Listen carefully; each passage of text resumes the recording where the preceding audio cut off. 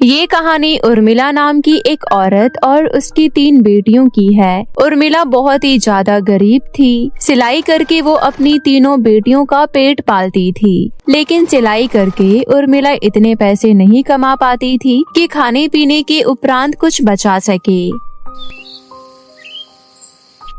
Suit तो सिल गया, अब जल्दी से तुरपाई कर देती हूँ। सुधा बहन सूट लेने आती ही होगी। हे भगवान, आज गर्मी भी बहुत है। गरीब उर्मिला भरी गर्मी में कपड़े सिल रही होती है, तभी वहाँ पर सुधा आ जाती है। अरे उर्मिला बहन, मेरा सूट सिल गया क्या? हाँ सुधा बहन, सिल गया है। ये रहा आपका सूट। सूट सिलने के बदले सुधा उर्मिला को 200 रुपए का नोट दे देती है। बहुत ही अच्छा सूट सिला है उर्मिला बहन तुमने। भगवान करे तुम खूब तरक्की करो। शुक्रिया सुधा बहन, लेकिन मुझ गरीब को तुमसे कुछ मदद चाहिए थी। तुम जहाँ काम करती हो वहाँ पर मेरी सिलाई के बारे में बताना। मैं उनके कपड़े भी सस्ते में सिल दूंगी, और वो भी जैसा कहेंगे वैसा। इससे मुझ गरीब दर्जी के कुछ पैसे बन जाएंगे। मैं तुम्हारी मजबूरी को समझती हूँ उर्मिला बहन। इतनी गरीबी में दिन रात कपड़े सिलकर तुम किस तरह अपनी 3 बेटियों का पेट पाल रही हो, मुझे सब पता है। लेकिन मैं जिनके यहाँ काम करती हूँ वो बहुत बड़े सेठ लोग हैं। वो लोग बड़े बड़े फैशन डिजाइनर से अपने कपड़े सिलवाते हैं। ठीक है सुधा बहन, कोई बात नहीं। इसके बाद उर्मिला उदास होकर कपड़े सिलने के लिए बैठ जाती है। तभी वो देखती है कि उसकी तीनों बेटियां बाहर से किसी बात पर झगड़ा करते हुए आ रही है। छोड़ो दीदी, ये शरबत का गिलास मेरा है। ऐसे कैसे छोड़ दूं? मुझे भी गर्मी लग रही है, मुझे भी ये शरबत पीना है। इसे गर्मी में लाइन में लगकर मैंने लिया था। नहीं, ये शरबत मैं पीऊंगी, आप दोनों ये मुझे दे दीजिए। तभी उर्मिला कहती है, क्या बात है, तुमसे वैसे क्यों झगड़ रही हो? माँ, जब हम बाहर खेलने जा रहे थे तो एक अंकल ठंडा ठंडा शरबत बांट रहे थे, लेकिन हम सबको मिलने से पहले ही शरबत खत्म हो गया। हमें सिर्फ एक गिलास ही मिल पाया। उर्मिला तीनों बेटियों में बराबर बराबर शरबत बांट देती है। उर्मिला की बेटियां इसी तरह अच्छी चीजों के लिए तरसती रहती थी। अचानक से उर्मिला के घर उसकी अमीर पड़ोसन राधा अपनी बेटी के साथ मिठाई का डब्बा लेकर उर्मिला के घर आती है। बाप रे उर्मिला, तेरे घर में इतनी गर्मी है, ऐसा लग रहा है जैसे किसी ने ओवन में बिठा दिया हो। कितनी बार कहा है तुझे कि एक पंखा खरीद ले। खैर छोड़, ये मिठाई लाई हूँ, तू भी खा ले और अपनी बच्चियों को भी खिला दे। लेकिन ये मिठाई किस खुशी में राधा बहन?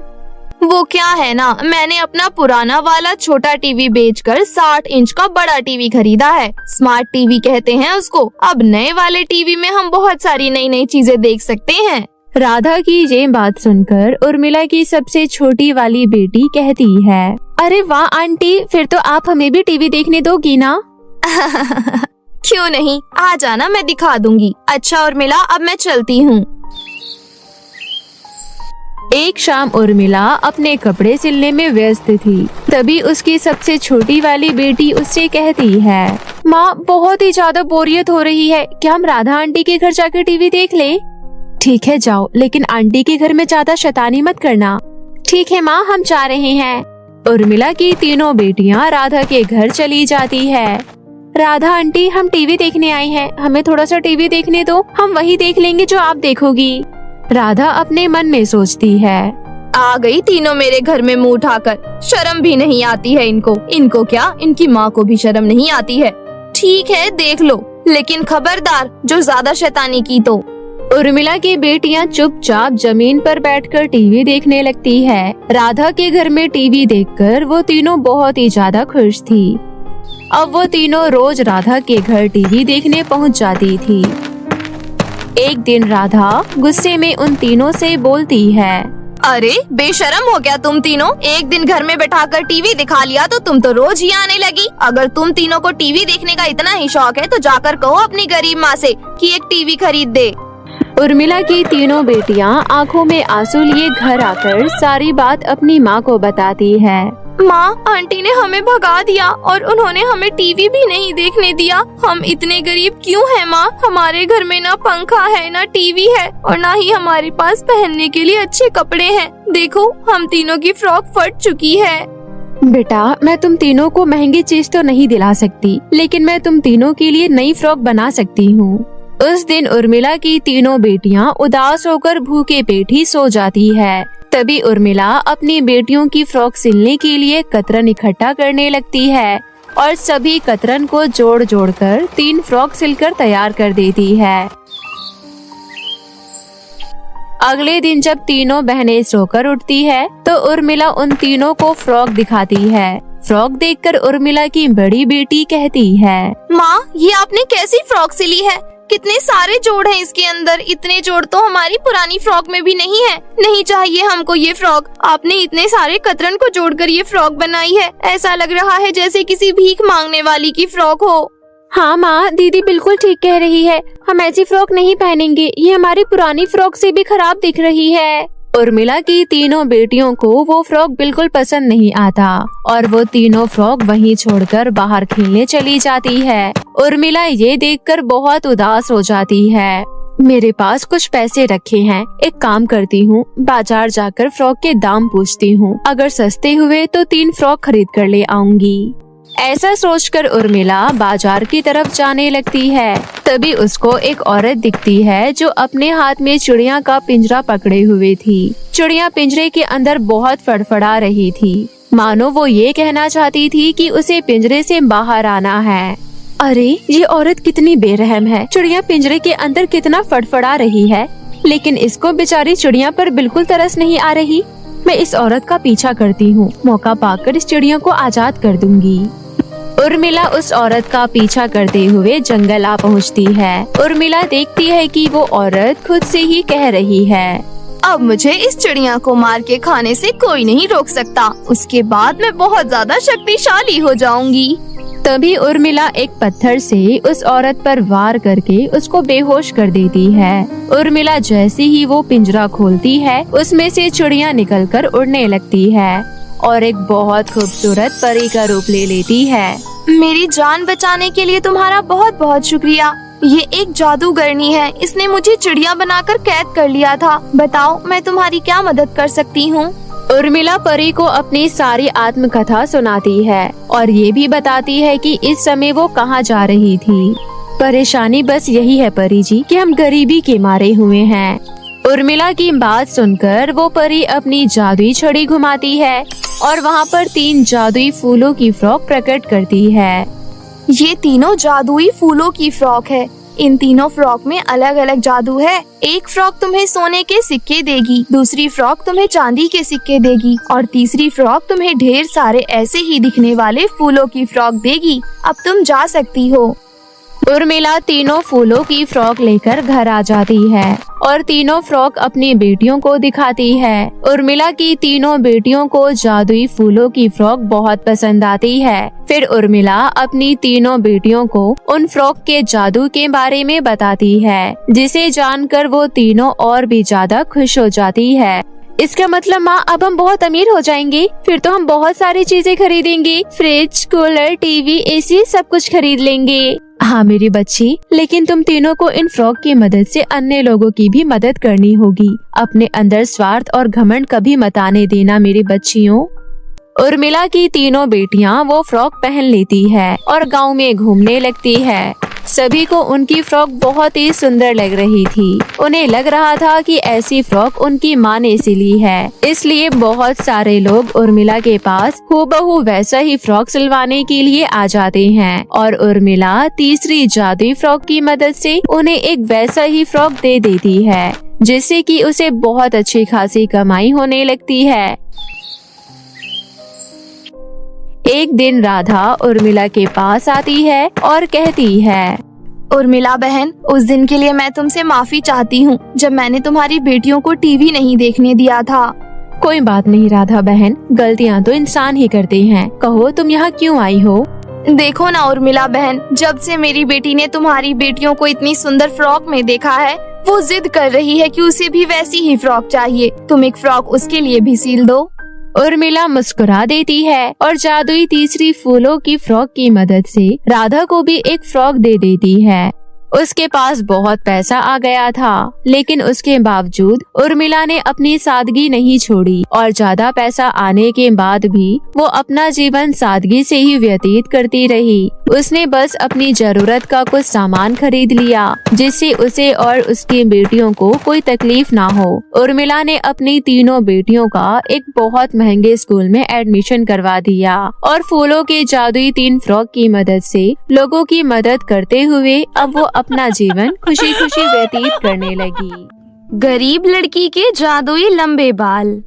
ये कहानी भरतपुर नाम के एक छोटे से शहर की है, जहाँ 10 साल की प्रिया अपने माता पिता के साथ रहती थी। प्रिया एक सरकारी स्कूल में पढ़ती थी। प्रिया जब पैदा हुई थी तब से ही उसकी माँ ने उसके बाल कभी नहीं कटवाए थे, इसलिए उसके बाल बहुत ही लंबे और खूबसूरत थे। लेकिन उसका रंग बहुत काला था, इस वजह से उसके स्कूल के बच्चे उसे बहुत चिढ़ाते थे। एक दिन प्रिया स्कूल से रोते हुए घर आई। उसको रोता हुआ देख उसकी माँ ने उससे पूछा, क्या हुआ बेटी, तू रोते हुए स्कूल से क्यों आई है? किसी ने कुछ कहा क्या? हाँ माँ, स्कूल के बच्चों ने मुझे आज बहुत चिढ़ाया। मेरे काले रंग की वजह से सब मुझे बदसूरत बोलते हैं और कहते हैं कि मेरे काले रंग पर ये लंबे बाल ऐसे लगते हैं जैसे कि मैं कोई चुड़ैल हूँ। कोई बात नहीं बेटा, बोलने वालों को बोलने दो। तुम केवल अपनी पढ़ाई पर ध्यान दो। बाकी बच्चों की बात एक कान से सुनो और दूसरे कान से निकाल दो। प्रिया अपनी माँ की बात सुन मुस्कुरा देती है और खाना खाकर पढ़ाई में लग जाती है।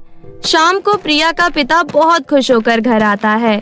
उसकी खुशी का कोई ठिकाना नहीं था। वो आते ही अपनी बेटी और अपनी पत्नी को आवाज लगाने लगता है। शांति, अरे ओ शांति, कहाँ हो? जल्दी इधर आओ और प्रिया बिटिया को लेकर आना। मोहन की आवाज सुन शांति और प्रिया उसके पास आती हैं। फिर शांति कहती है, क्या बात है जी, इतना हल्ला क्यों कर रहे हैं? अरे हल्ला क्यों ना करूं, बात ही कुछ ऐसी है। तुम्हें पता है, 1 महीने पहले हमने प्रिया का जो WAS का फॉर्म भरा था, उस फॉर्म में हमारी बिटिया का नाम आ गया है। तुम जानती हो, हमारे घर के पास जो बहुत बड़ा प्राइवेट स्कूल है ना, उसमें। क्या आप सच कह रहे हैं? अब हमारी बिटिया इतने बड़े स्कूल में पढ़ेगी और वो भी फ्री में? हाँ शांति, इतने बड़े स्कूल में पढ़ाने के लिए हमारे पास पैसे तो नहीं थे, लेकिन हमारी बिटिया की किस्मत बहुत अच्छी है। प्रिया, तुम बड़े स्कूल में जाने के लिए खुश हो ना? प्रिया उदास होकर बैठ जाती है और अपने पिता का कोई जवाब नहीं देती। ये देख मोहन प्रिया के पास जाता है और कहता है, बेटा क्या हुआ? बड़े स्कूल में जाने के नाम से तुम खुश नहीं हो क्या? नहीं पापा, मेरे पुराने स्कूल में सारे बच्चे मेरा इतना मजाक बनाते थे और ये तो इतना बड़ा स्कूल है। यहाँ पता नहीं बच्चे मेरे साथ कैसा व्यवहार करेंगे। मुझे बड़े स्कूल में नहीं जाना पापा। नहीं प्रिया, तुम गलत सोच रही हो। बड़े स्कूल में तुम्हारा कोई मजाक नहीं बनाएगा, समझी तुम? वहाँ पर पढ़कर तुम एक दिन बहुत बड़ी अफसर बनोगी। तुम अफसर बनना चाहती हो ना? हाँ। तो फिर अब बताओ, बड़े स्कूल में जाओगी ना? हाँ पापा। प्रिया को अपने पुराने स्कूल में काले रंग के कारण बहुत सुनना पड़ता था, इसलिए वो नए स्कूल में जाने से पहले थोड़ी नर्वस थी। लेकिन अपने माता पिता के समझाने पर वो स्कूल जाने के लिए तैयार हो जाती है। अगले दिन मोहन प्रिया को नए वाले स्कूल में छोड़ आता है। वहाँ सभी बच्चे प्रिया को घूर घूर कर देख रहे थे। सबसे नजरें चुराकर प्रिया अपनी क्लास में जाती है। सभी बच्चे उसको देखकर जोर जोर से हंसने लगते हैं। तभी एक बच्ची कहती है, अरे ये नई लड़की कितनी ज्यादा काली है और इसके लंबे बाल तो देखो, ऐसा लग रहा है कोई चुड़ैल है। हमारी क्लास में लगता है भूत आ गया, भागो। सभी बच्चे क्लास से बाहर भागने लगते हैं। तभी टीचर आ जाती है और सभी बच्चों को क्लास में बैठाती है। ये क्या शोर मचा रखा है तुम लोगों ने? शांति से अपनी अपनी सीट पर बैठो। और लड़की, तुम, क्या नाम है तुम्हारा? टीचर की इस तरह कड़क आवाज सुनकर प्रिया डर जाती है और कुछ नहीं कहती। तब टीचर गुस्से में प्रिया से कहती है, काली के साथ साथ गूंगी भी हो क्या? तुम्हें सुनाई नहीं दे रहा मैं क्या कह रही हूँ? वो मैम, मेरा। रहने दो, अब नहीं जानना मुझे तुम्हारा नाम। पता नहीं आज का दिन कैसा जाएगा। कितनी बुरी दिखती है ये। प्रिया चुपचाप जाकर अपनी सीट पर बैठ जाती है और टीचर पढ़ाने लगती है। थोड़ी देर बाद एक दूसरी टीचर जिसका नाम मीनू था वो क्लास में आती है और शीतल मैडम से कुछ बातें करने लगती है और फिर कहती है, ये बच्ची न्यू एडमिशन आई है क्या क्लास में? हाँ मैडम, ये न्यू एडमिशन है, गरीब है, WES का फॉर्म भर के आई है ये, वरना ऐसे गरीब लोगों को इतने बड़े स्कूल में एडमिशन कहाँ मिलता है। हाँ, वैसे कितनी काली है ये, लेकिन बाल कितने सुंदर हैं इसके। एक बात बोलूं, जरा मेरे साथ बाहर चलना। मीनू मैडम शीतल मैडम को क्लास से बाहर लेकर जाती है और उनके कान में कुछ कहती है, जिसे सुनकर शीतल मैडम बहुत खुश होती है। अगले दिन से शीतल मैडम का व्यवहार प्रिया के साथ बिल्कुल बदल जाता है। प्रिया बेटा, क्या तुम मेरे साथ स्टाफ रूम में चल सकती हो? मेरा पर्स बहुत भारी है, इसे लेकर चलो। हाँ मैडम, क्यों नहीं, मुझे तो अच्छा लगेगा कि मैं आपकी मदद करूं। इतना कहकर प्रिया शीतल मैडम के साथ स्टाफ रूम में चली जाती है। स्टाफ रूम में शीतल मैडम के अलावा और कोई नहीं था। वो कहती है, बेटा तुम्हारे बाल कितने ज्यादा सुंदर है, काश मेरे बाल भी इतने सुंदर होते। तुम्हें पता है मुझे बहुत अच्छे से बाल बनाना आता है, तुम कहो तो मैं तुम्हारी चुटिया बना दूं। प्रिया की खुशी का ठिकाना नहीं था, क्योंकि आज उसकी क्लास टीचर उस पर इतना प्यार बरसा रही थी। शीतल मैडम उसको कुर्सी पर बैठाकर उससे प्यार से बात करने लगती है और चुपके से कैंची लेकर उसके जरा से बाल काट लेती है। प्रिया को इस बारे में बिल्कुल पता नहीं चलता। वो तो बहुत खुश थी क्योंकि टीचर उससे प्यार से बात कर रही थी। प्रिया रोजाना ही अपनी टीचर का कोई ना कोई काम करने स्टाफ रूम में जाया करती थी और मौका पाकर उसकी टीचर उसके बाल काट के अपने पास रख लेती थी। अब तो शीतल मैडम ने उसको क्लास का मॉनिटर बना दिया था। प्रिया घर आकर अपने माँ बाबा को सारी बात बताया करती थी। वो दोनों भी बहुत खुश होते थे कि उनकी बेटी का नए स्कूल में मन लग गया है। लेकिन धीरे धीरे प्रिया के बाल पतले और छोटे होने लगे। एक बार संडे वाले दिन जब प्रिया अपने बाल धोकर बाथरूम से बाहर निकली तो उसके बाल देखकर उसकी माँ उससे कहने लगी, अरे प्रिया, तेरे बाल इतने पतले और छोटे क्यों लग रहे हैं? मैंने तो तेरे बाल कटवाए भी नहीं, दिखा तो जरा, तेरी किसी सहेली ने तेरे बाल काटे हैं क्या? नहीं तो माँ, मैंने तो अपने बाल नहीं कटवाए, फिर इतने छोटे कैसे हो गए मुझे नहीं पता। तभी वहाँ पर मोहन आ जाता है और अपनी पत्नी से कहता है, क्या शांति, तुम भी बेचारी बच्ची को परेशान कर रही हो, क्यों खामखा उसके बालों के पीछे पड़ी हो? बाल तो घर की खेती है, जब मर्जी बढ़ जाएंगे, और वैसे भी बाल झड़ने का मौसम ही चल रहा है, इसके बाल टूट रहे होंगे। शांति भी अपने पति के बातों को सही मानकर चुप हो जाती है। अगले दिन प्रिया फिर से स्कूल जाती है और उसकी टीचर उसके बाल काट लेती है। प्रिया की टीचर का लालच दिन प्रतिदिन बढ़ता ही जा रहा था। एक दिन उसने प्रिया के ढेर सारे बाल काट लिए, जिससे कि प्रिया को पता चल गया कि उसकी टीचर ने उसके बाल काटे हैं। ये सब देखकर प्रिया रोने लगी। मैम, आपने मेरे इतने सारे बाल काट दिए, इसका मतलब मेरे बाल इसलिए छोटे हो रहे थे क्योंकि आप मेरे बालों को काटे जा रही थी। मैं सबको बता दूंगी कि आपने मेरे इतने सारे बाल काटे हैं। तभी वहाँ पर मीनू मैडम भी आ जाती है और वो शीतल मैडम से कहती है, अरे शीतल मैडम, इस लड़की की तो बहुत लंबी जुबान है, ये तो हमारी पोल खोलने की बात कर रही है। ऐसे कैसे हमारी पोल खोल देगी ये? सुन लड़की, अगर तूने किसी को भी इस बारे में बताया तो मैं तुझे इस स्कूल से निकलवा दूंगी, समझी? और फिर तुझे किसी भी स्कूल में एडमिशन नहीं मिलेगा। चुपचाप से हमें तेरे सारे बाल काटने दे। प्रिया कुछ नहीं बोलती और केवल रोने लगती है। मीनू मैडम और शीतल मैडम मिलकर उसको पूरा टकला कर देते हैं और उसके बालों को एक बैग में भर लेते हैं। छुट्टी होने पर प्रिया रोते रोते घर की तरफ जाने लगती है। वो एक सुनसान सड़क पर चली जा रही थी। चलते चलते वो सड़क किनारे बैठकर रोने लगती है। अब मैं क्या करूंगी? मेरे सारे बाल टीचर ने काट लिए और मुझे टकला कर दिया। अगर मैंने टीचर की शिकायत किसी से भी की तो वो मुझे स्कूल से निकलवा देंगी। मेरा ऐसा रूप देखकर मेरी माँ और बाबा कितने दुखी होंगे। अब मैं क्या करूं? मुझे कुछ समझ नहीं आ रहा। कौन मेरी मदद करेगा? ऐसा कहकर प्रिया रोने लगती है। तभी वहाँ पर एक सुंदर सी परी प्रकट होती है और कहती है, मैं तुम्हारी मदद करूंगी प्रिया। मैं एक जादुई परी हूँ। मैं तो पृथ्वी लोक पर भ्रमण करने आई थी, पर मुझे तुम दिख गई। फिर मैंने तुम्हारी बात सुनी और तुम्हें रोते हुए देखा तो मैं यहाँ आ गई। तुम बताओ मुझे, तुम्हें क्या परेशानी है? फिर प्रिया उस परी को अपनी सारी दुख भरी कहानी सुनाती है।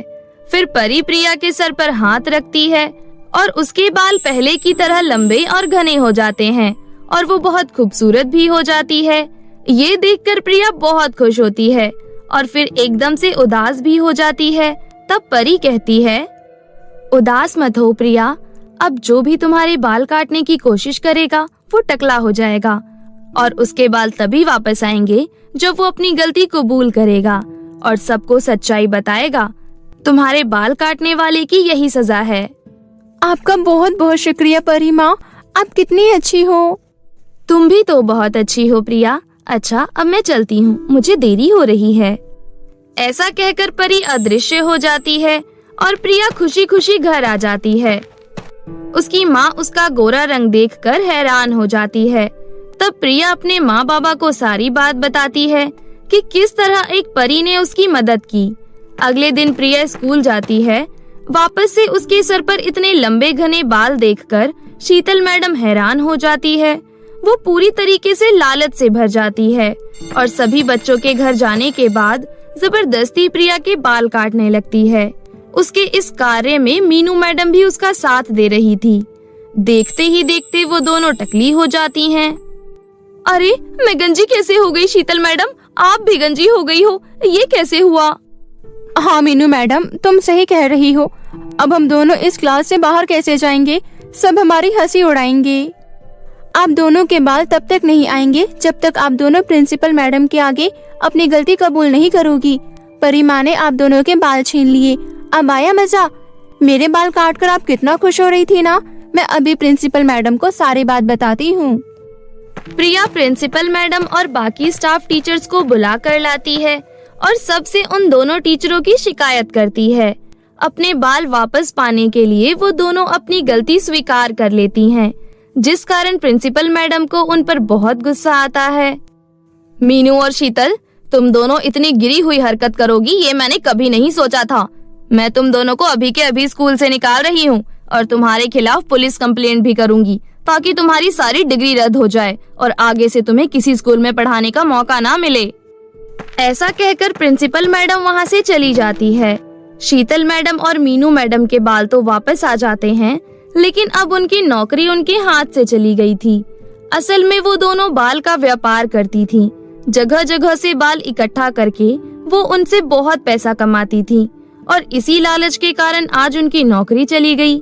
परिवार और समाज में उनकी खूब थू-थू हुई और दूसरी तरफ अब प्रिया खूबसूरत हो चुकी थी तो सभी क्लास के बच्चे और दूसरे टीचर्स उससे बहुत प्यार से बात करते थे। सौतेली बेटी। एक गांव में मीना अपनी सौतेली माँ कुसुम और अपने पिता राम प्रताप के साथ रहा करती थी। मीना अपनी सौतेली माँ के साथ बहुत बुरा व्यवहार करती थी। वैसे तो सौतेली माँ ही अपनी बेटियों के साथ बुरा व्यवहार करती है, पर यहाँ पर उल्टा था। कुसुम अपनी सौतेली बेटी मीना को काफी प्यार करती थी, पर मीना ही अपनी सौतेली माँ से बहुत ज्यादा उल्टा सीधा कहती थी और उसके साथ बहुत बुरा व्यवहार करती थी, जिस वजह से कुसुम काफी ज्यादा परेशान रहती थी। पर कभी भी कुसुम ने ये बात अपने पति राम प्रताप को भी नहीं बताती थी, क्योंकि उसे पता था यदि वो ऐसा करेगी तो बाप और बेटी के रिश्ते खराब हो सकते हैं। और एक दिन की बात है, कुसुम खाना बनाकर रसोई से बाहर आई तो उसने अपनी बेटी मीना से कहा, मीना, खाना बन गया है, तुम खाना खा लो। नहीं, मुझे आपके हाथ का कुछ भी नहीं खाना है। आपने मेरी माँ की जगह ली है। मैं तो आपके हाथ का पानी भी नहीं पीऊंगी। अरे, तुम ऐसे क्यों कह रही हो? तुम्हारी माँ के जाने के बाद मैंने ही तो तुम्हें पाल पोस कर बड़ा किया है। आखिर मैं तुम्हारी सौतेली माँ ही सही, पर मैं तुम्हें बहुत प्यार करती हूँ। मुझे पता है कि आप मुझसे कितना प्यार करती हैं। ज्यादा हमदर्दी जताने की जरूरत नहीं है। मुझसे दूर ही रहा कीजिए, इसी में आपकी भलाई है। वो तो मैं पिताजी की वजह से आपको झेल रही हूँ, वरना मैं आपको कब का इस घर से बाहर निकाल देती। अरे, तुम ऐसे क्यों कह रही हो? आखिर मैं तुम्हारी माँ हूँ। तुम्हें मुझसे इस तरह बात नहीं करनी चाहिए। भले ही तुम मुझे माँ ना मानो, पर कम से कम प्यार से बात तो कर ही सकती हो। मुझे आपके साथ कैसे भी बात नहीं करनी है। आप यहाँ से जा सकती हैं।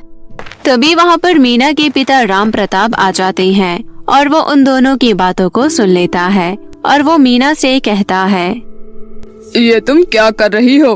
तुम्हें अपनी माँ से इस तरह बात नहीं करनी चाहिए। आखिर ये तुम्हारी माँ है। भले ही ये तुम्हारी सौतेली माँ है, पर इसी ने तुम्हें पाल पोस कर इतना बड़ा किया है। हाँ, मुझे पता है। आप इनकी ज्यादा तरफदारी मत कीजिए। आप हमेशा इनकी ही तरफदारी करते हो और मुझ पर चिल्लाते रहते हो। अरे नहीं मीना, ये तुम पर चिल्ला नहीं रहे हैं, बल्कि तुम्हें समझा रहे हैं। आप तो चुप ही रहिए। ये सब आपकी वजह से ही होता है। ना आप हमारी जिंदगी में आई होती, ना ही पिताजी मुझ पर इतना चिल्लाते। और ये कहकर मीना वहाँ से चली जाती है। मीना के जाने के बाद कुसुम बहुत ज्यादा दुखी हो जाती है। कुसुम को दुखी देखकर राम प्रताप कुसुम से कहता है, तुम दुखी मत हो, मैं मीना को समझाऊंगा कि वो तुम्हारे साथ ऐसा व्यवहार ना किया करे। नहीं, आप उससे कुछ मत कहना, वरना वो मुझसे और ज्यादा गुस्सा हो जाएगी। वैसे भी वो हमेशा मुझसे गुस्सा ही रहती है। और ये कहकर कुसुम वहाँ से चली जाती है। धीरे धीरे समय गुजरता है और समय के साथ मीना का व्यवहार बिल्कुल भी नहीं बदलता है और वो हमेशा कुसुम के साथ बुरा व्यवहार करती थी। और एक दिन की बात है, मीना अपने घर पर बैठी हुई थी। तभी उसके घर पर उसकी दोस्त सीमा आई। सीमा मीना की बहुत अच्छी दोस्त थी। सीमा को देखकर कुसुम भी बहुत ज्यादा खुश हो गई और वो सीमा के लिए नाश्ता लेकर आई। इस पर मीना ने कुसुम से कहा, मैंने आपसे कितनी बार मना किया है कि आप मेरे सामने मत आया कीजिए, पर लगता है आपको समझ नहीं आता, इसलिए आप बार बार मेरे सामने आ जाती हैं। अरे बेटा, मैं तो बस सीमा के लिए नाश्ता लाई थी, तुम मुझसे इस तरह बात क्यों कर रही हो? हाँ मीना, तुम्हारी माँ बिल्कुल सही कह रही है, वो तो मेरे लिए नाश्ता ही तो लेकर आई थी। तुम्हें इस तरह अपनी माँ से बात नहीं करनी चाहिए, आखिर वो तुम्हारी माँ है। मुझे पता है कि वो मेरी माँ है, पर वो मेरी सौतेली माँ है, इसलिए तुम तो शांत ही रहो। तुम्हें नहीं पता कि सौतेली माँ कैसी होती है। मुझे सब कुछ पता है और मैं देख भी रही हूँ। भले ही वो तुम्हारी सौतेली माँ है, पर वो तुम्हारे साथ बुरा व्यवहार नहीं करती है, बल्कि वो तुम्हारे साथ अच्छा ही व्यवहार करती है, जबकि तुम उनके साथ बहुत ही बुरा व्यवहार करती हो और ये जताती हो कि तुम उनकी सौतेली बेटी हो। मुझे तुम्हारी कोई बात नहीं सुननी, और हाँ, तुम यहाँ से जा सकती हो। और ये कहकर मीना अपनी दोस्त सीमा को घर से भगा देती है, जिससे सीमा गुस्सा होकर वहाँ से चली जाती है और वो मीना से अपनी दोस्ती भी तोड़ देती है। सीमा के जाने के बाद मीना को बहुत तेज गुस्सा आ जाता है और वो कुसुम से कहती है, ये सब आपकी वजह से हुआ है। आपने ही मेरी दोस्त को गुस्सा कर दिया। आप यही तो चाहती थी कि मुझसे कोई ना बात करे, तो अब देख लो ऐसा ही हो रहा है। नहीं बेटा, तुम गलत समझ रही हो। तुम्हें इतना ज्यादा गुस्सा नहीं करना चाहिए, ये सब तुमने खुद ही किया है। पर मीना ने अपनी माँ की एक भी बात नहीं सुनी और गुस्से में आकर उसने उनके हाथ में एक डंडा मार दिया, जिससे कुसुम के हाथ में चोट आ गई। शाम को जब राम प्रताप घर आता है तो वो कुसुम के हाथ में लगी चोट को देखता है तो उससे कहता है, अरे ये तुम्हारे हाथ में चोट कैसे लग गई? अरे मैं सीढ़ियों से गिर गई थी, इसी वजह से ये चोट लग गई थी। आप खाना खा लीजिए, मैंने खाना लगा दिया है। और ये कहकर कुसुम अपने पति को खाना देती है और राम प्रताप खाना खाकर वहाँ से चला जाता है और कुसुम अपने काम में लग जाती है। मीना कुसुम के साथ बिल्कुल भी सही से पेश नहीं आती थी और न ही वो उनके साथ घर का काम करवाती थी। वो सिर्फ अपने कमरे में मोबाइल चलाती रहती थी और इस बात से राम प्रताप भी अनजान नहीं था, पर वो ये सोचकर उसे छोड़ देता था कि वो उसकी इकलौती बेटी है।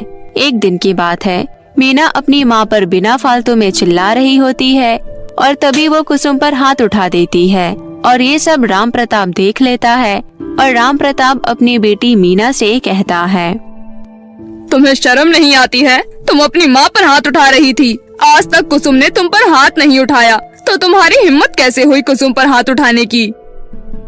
ये सुनकर मीना बहुत ज्यादा घबरा जाती है, क्योंकि उसे नहीं पता था कि राम प्रताप घर पर ही था। वो तो सोच रही थी राम प्रताप बाहर गया है और इसी वजह से उसने कुसुम पर हाथ उठा दिया था, क्योंकि उस दिन भी कुसुम ने राम प्रताप को नहीं बताया था कि मीना ने उस पर हाथ उठाया और इसी वजह से मीना को बढ़ावा मिल गया था और ये सुनकर मीना ने अपने पिता से कहा, नहीं पिताजी, आप गलत सोच रहे हैं। मैं माँ पर हाथ नहीं उठा रही थी, बस मैं तो उन्हें समझाने की कोशिश कर रही थी। नहीं, मैंने अपनी आंखों से देखा है कि तुम कुसुम पर हाथ उठा रही थी। मुझे शर्म आती है कि तुम मेरी बेटी हो। मैं तो सोचता था कि माँ ही सौतेली होती है, पर आज पता लग गया कि बेटी भी सौतेली होती है। आज तुमने साबित कर दिया कि तुम सौतेली बेटी हो। नहीं पिताजी, आप मुझे माफ कर दीजिए। आप मुझसे इस तरह बात मत कीजिए। हाँ, मीना एकदम ठीक कह रही है। आप उसे माफ कर दीजिए। अभी वो बच्ची ही तो है, आपको उससे ऐसे बात नहीं करनी चाहिए। तुम तो शांत ही रहो। ये सब तुम्हारी वजह से ही हुआ है। इसका मतलब उस दिन मीना ने ही तुम्हारे हाथ में डंडा मार दिया था और तुमने मुझे भी नहीं बताया, इसलिए तो मीना को इतना बढ़ावा मिल गया ना। पर आज नहीं, आज इसे बता कर ही रहूंगा और समझाऊंगा कि ये जो करती है वो गलत है। ये सुनकर मीना बहुत ज्यादा दुखी हो जाती है और रोने लगती है। इस पर कुसुम अपने पति से कहती है, आप मीना को माफ कर दीजिए। जब मैं उससे कुछ नहीं कहती हूँ तो आप भी उससे मत कुछ कहिए। प्लीज आप मीना को माफ कर दीजिए। कुसुम के ज्यादा कहने पर राम प्रताप मीना को माफ कर देता है और मीना से कहता है, देखो, ये भले ही तुम्हारी सौतेली माँ है, पर ये तुमसे कितना प्यार करती है। हर सौतेली माँ बुरी नहीं होती। तुम्हें ये बात समझनी चाहिए बेटी। मुझे माफ कर दीजिए पिताजी, मुझसे बहुत बड़ी गलती हो गई। और ये कहकर मीना ने कुसुम से भी माफी मांगी। इस पर कुसुम ने मीना से कहा, तुम मुझसे माफी मत मांगो, बस मैं ये चाहती हूँ कि तुम मेरे साथ अच्छा व्यवहार करा करो। भले ही मैं तुम्हारी सगी माँ नहीं हूँ, पर मैं तुम्हारा बुरा नहीं चाहती हूँ। ये सुनकर मीना अपनी सौतेली माँ के गले लग जाती है और ये सब देखकर राम प्रताप बहुत ज्यादा खुश हो जाता है और अब वो तीनों अपनी जिंदगी आराम से जीने लगते हैं। और अब मीना अपनी सौतेली माँ से कुछ भी नहीं कहा करती थी और उससे अपनी सगी माँ की तरह ही प्यार करती थी। गरीब माँ और जादुई दो सैंडल। मुंबई के एक बस्ती में कौशल्या अपने पति के साथ एक किराए के छोटे से कमरे में रहती थी। कौशल्या की दो बेटियां भी थी, प्रियांशी और चांदनी। कौशल्या का पति दीपक कोई काम नहीं करता था, बस सारा दिन दोस्तों के साथ इधर उधर बैठकर शराब पीते रहना, यही उसका काम था। कौशल्या बहुत दुखी रहती थी। गरीबी की हालत में क्या बनाए और बच्चों को क्या खिलाए, यही चिंता उसके मन में बनी रहती थी। दीपक शराब के नशे में कौशल्या को बहुत पीटता था और बुरा भला बोलता था। एक दिन दीपक नशे की हालत में घर आता है। अरे ओ कौशल्या, मुझे उधार के पैसे चुकाने हैं। ला, वो शादी का मंगलसूत्र निकाल कर दे दे, मैं उसे बेचकर अपना उधार चुकाऊंगा। सुनो जी, मेरे पास हमारी शादी की निशानी बस एक वही मंगलसूत्र है, मैं उसे आपको कैसे दे दूं? मुझे मना करती है, अपने पति से जुबान लड़ाती है। निकाल, कहाँ रखा है मंगलसूत्र? उस बक्से में रखी है ना, जल्दी निकाल। दोनों बच्चियां ये सब देखकर रोने लगती है।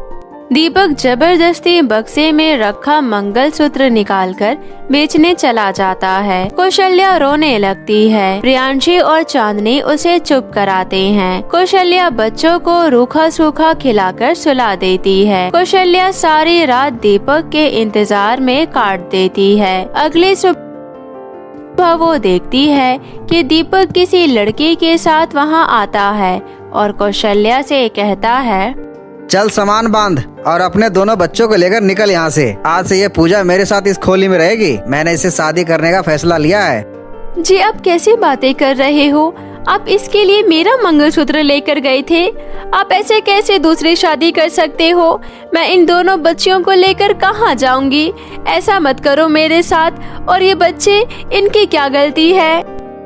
कहीं भी रहो, जियो या मरो, लेकिन इस घर से निकल जाओ अभी और इसी वक्त। दिख नहीं रहा क्या तुम्हें पूजा को कितनी परेशानी हो रही है तुम लोगों के रोते हुए चेहरे देखकर? दीपक कौशल्या के आंसुओं की जरा भी फिक्र नहीं करता। उसके सिर पर तो पूजा से शादी करने का भूत सवार था। दीपक को कौशल्या और रोते हुए बच्चों पर बिल्कुल भी दया नहीं आ रही थी। कौशल्या उस वक्त जीवन की कठिनाइयों में फंसी एक गरीब और बेसहारा माँ थी। एक गरीब माँ का संघर्ष पता नहीं कौशल्या और उसके बच्चों को किस रास्ते लेकर जाएगा। ये जाने बिना कौशल्या बच्चों को लेकर निकल पड़ी। प्रियांशी और चांदनी सुबह से भूखी थी। रास्ते में चलते समय प्रियांशी ने अपनी माँ कौशल्या से कहा, माँ बहुत भूख लगी है, भूख से पेट में दर्द हो रहा है। अभी थोड़ी देर रुको बेटा, मैं देखती हूँ, शायद कुछ मिल जाए। कौशल्या थोड़ा आगे चलती है। वहाँ एक घर बन रहा था। वो ठेकेदार के पास जाकर कहती है, भैया कोई काम मिलेगा, कुछ भी काम, मेरे बच्चे भूखे हैं। ठीक है, इन ईंटों को ऊपर की मंजिल तक पहुंचाना है। ये औरतें भी यही काम कर रही है। शाम तक की दिहाड़ी 100 रुपए मिलेगी। करना है तो बोलो। हाँ भैया जी, मैं कर लूँगी। प्रियांशी, चांदनी, तुम यहीं बैठो, मैं ये काम कर लेती हूँ, फिर तुम्हें बढ़िया बढ़िया खाना खिलाऊंगी। प्रियांशी और चांदनी को वहीं बैठाकर कौशल्या पूरा दिन ईंट ढोने का काम करती रहती है। भूख और प्यास से कौशल्या का गला सूख रहा था, पर अपने बच्चों की भूख के खातिर वो काम करती रही। शाम के वक्त तो ठेकेदार ने उसे 100 रुपए दिए। कौशल्या ने उन पैसों में से कुछ पैसों से एक ढाबे से रोटी और सब्जी खरीदकर अपने बच्चे को खिलाया। कौशल्या के पास रात गुजारने की जगह नहीं थी, इसलिए बस पकड़कर वो अपने भाई के घर चली जाती है। कौशल्या अपने भाई के घर पहुंचती है और सारी बात बताती है। कौशल्या का भाई विनोद अपनी पत्नी और एक बेटी के साथ रहता था। विनोद की पत्नी कमरे में ले जाकर विनोद से कहती है, देखो जी, ये तुम्हारी बहन यहाँ नहीं रह सकती। हमने कोई धर्मशाला नहीं खोल रखा है। इसे अभी के अभी यहाँ से भेजो, वरना मैं अपने बच्चे को लेकर मायके चली जाऊंगी। तुम ये कैसी बातें कर रही हो? रात के अंधेरे में कौशल्या को कैसे जाने के लिए कह दूं? सुबह होने दो, फिर मैं उससे बात करता हूँ। कौशल्या ये सब सुन लेती है और वो रो पड़ती है। सुबह जब विनोद उठता है तो कौशल्या उससे कहती है, भैया मैंने आपकी और भाभी की सारी बातें सुन ली है। बस कुछ दिनों के लिए आप मुझे यहाँ आसरा दे दो। जैसे ही कोई इंतजाम होगा मैं यहाँ से चली जाऊंगी। किसी कोने में मेरी दोनों छोटी बच्चियों को रहने की जगह दे दो। मैं क्या करूं कौशल्या, तुम्हारी भाभी का स्वभाव तो तुम जानती ही हो। फिर भी मैं उससे बात करता हूँ, तब तक तुम यहाँ रह सकती हो। मैं तुम्हारी भाभी को समझाने की कोशिश करता हूँ। विनोद अपनी बीवी से कहता है कि वो कुछ दिनों के लिए कौशल्या को घर पर रहने दे। कोई इंतजाम होते ही वो यहाँ से चली जाएगी। विनोद की पत्नी कुछ दिनों का सुनकर मान जाती है। कौशल्या की बड़ी मजबूरी ये थी कि वो अपनी छोटी छोटी बच्चियों को लेकर कहाँ जाएगी। कौशल्या भगवान को याद करके रोने लगती है। ऐसे ही कुछ दिन बीत जाते हैं और कौशल्या आसपास की जगहों पर नौकरी ढूंढने के लिए निकल जाती है कि शायद उसे कोई काम मिल जाए। कौशल्या के पीछे से विनोद की पत्नी उसकी दोनों बच्चियों पर बहुत अत्याचार करती थी, बिना फालतू में मारती रहती थी। इसी तरह आज जब कौशल्या काम ढूंढने चली गई थी तो विनोद की पत्नी ने दोनों बच्चों को मारकर घर से बाहर निकाल दिया। दोनों बच्चियां उस जगह पर अनजान थी। वो इधर उधर भटकने लगती है। भटकते भटकते वो रास्ता भटककर सड़क किनारे बैठ जाती है। तभी वहाँ से कौशल्या गुजर रही थी। वो अपने दोनों बच्चियों को यूं सड़क किनारे बैठा देख हैरान हो जाती है। तुम दोनों यहाँ कैसे आ गई? माँ, मामी ने हमको घर से बाहर निकाल दिया और बहुत मारा। इतना सुनने के बाद कौशल्या की अपने भाई के घर जाने की हिम्मत नहीं होती। वो वहीं बैठ जाती है। धीरे धीरे रात होने लगती है। तभी चांदनी कहती है, माँ हम यहाँ क्यों बैठे हैं? क्योंकि बेटी हमारे पास रहने के लिए कोई जगह नहीं है। माँ तुम्हें पता है, कल मामी टीवी देख रही थी। टीवी में ऐसी ही एक औरत को घर से निकाल दिया था। तो पता है माँ, उसकी मदद एक भगवान ने करी थी। कौशल्या अपने बेटी की मासूमियत भरी बातें सुनकर मुस्कुरा देती है और चिंता में पड़ जाती है कि अब क्या होगा। तभी वहाँ पर चांदनी के कहे अनुसार एक देवी प्रकट होती है। देवी कहती है, कौशल्या, मुझे पता है तुमने अपने जीवन में बहुत दुखों का सामना किया है, लेकिन तुम चिंता मत करो, अब तुम्हारे सारे दुख खत्म हो जाएंगे। मैं तुम्हारी दोनों बच्चियों को 2 जादुई सैंडल दे रही हूँ। जादुई सैंडल से तुम जो भी इच्छा प्रकट करोगी, तुम्हारी वो इच्छा पूरी हो जाएगी। इतना कहकर देवी कौशल्या की दोनों बेटियों को एक एक जादुई सैंडल दे देती है और गायब हो जाती है। सैंडल देखकर चांदनी कहती है, माँ देखो ना, ये सैंडल मेरे पैर पर कितनी अच्छी लग रही है। देखो मेरे पैरों में भी, लेकिन देवी माँ ने तो हमें रहने के लिए घर दिया ही नहीं। प्रियांशी के इतना कहते ही खुद ब खुद वहाँ एक बहुत बड़ा बंगला प्रकट हो जाता है। जब कौशल्या अपने दोनों बच्चियों के साथ उस बंगले में जाती है तो वहाँ उनकी जरूरतों की सारी चीज होती है। ये सब देखकर कौशल्या माता रानी का धन्यवाद करती है और उस बंगले में अपनी जिंदगी खुशी खुशी बिताने लगती है। वो अपने दोनों बच्चियों का एडमिशन एक स्कूल में करवा देती है। दोनों बच्चियां मन लगाकर पढ़ती है। इस तरह काफी साल बीत जाते हैं और बड़े होने के बाद चांदनी डॉक्टर और प्रियांशी पुलिस बन जाती है। एक दिन अचानक उनके घर की डोरबेल बजती है। बेटी चांदनी, जरा देखना दरवाजे पर कौन है। चांदनी दरवाजा खोलती है और चुपचाप खड़ी हो जाती है। अरे कौन है दरवाजे पर, बताओगी? माँ, पिताजी। कौशल्या तुरंत वहाँ आती है। कौशल्या को देखकर दीपक कहता है, मुझे माफ कर दो कौशल्या, तुम्हारे जाने के बाद मुझे पूजा की असलियत का पता चला। वो झूठी और मक्कार औरत थी। मेरे साथ चलो कौशल्या, हम फिर से एक साथ रहेंगे। क्या एक साथ रहेंगे? क्या आप मेरी दोनों बच्चियों को वो बचपन लौटा पाएंगे जो गरीबी और दुख में इन बच्चियों ने भूखे प्यासे गुजारा है? नहीं लौटा पाओगे आप। मैं एक अकेली औरत दुनिया के ताने सुनते हुए कैसे जीती रही, इस बात की खबर तक नहीं थी आपको। आप यहाँ से चले जाओ। चांदनी, इन्हें कह दो यहाँ से चले जाए, वरना मुझे पुलिस को बुलाना आता है। दीपक को वहाँ से जाने को कहकर चांदनी घर का दरवाजा बंद कर लेती है। कौशल्या अपनी बेटी से लिपटकर रो पड़ती है।